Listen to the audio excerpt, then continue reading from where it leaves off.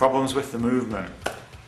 Well, as I said yesterday, one of the problems with the movement is that basically it is composed of a lot of people just sat behind their computers. It's not so much a movement as stationary. But that's kind of understandable, because people who are into these issues are spread out all over the Western Hemisphere. We've got people in Europe, and we've got people in the US, people in Canada, even people in South America. So the chances of this movement actually meeting together and forming any kind of wide-scale organisation that can physically meet is quite difficult. None of us have a great deal of money. Who does in this day and age where the elite are accumulating more and more of the wealth at the expense of everybody further down the pyramid? So therefore it's understandable that to a certain extent the movement is restricted to the internet. But I think there are problems with some of the things that are happening on the internet. For example, I think there are way too many people in the movement who are kind of regurgitating the same information. There are loads of videos out there saying, wake up to the New World Order.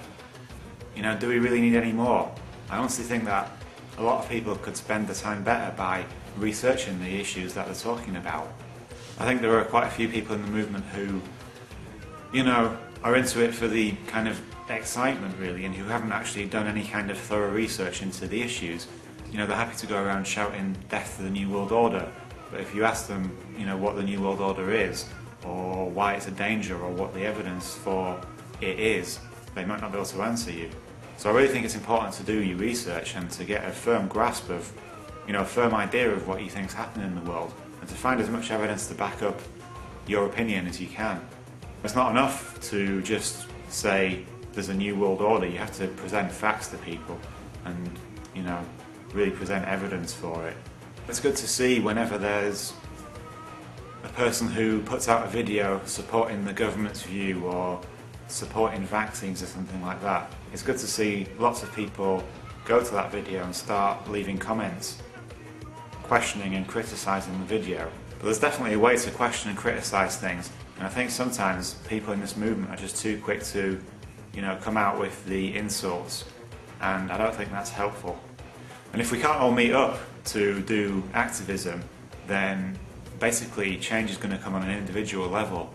So each person is going to be responsible for creating change in their workplace, in their school, in their community.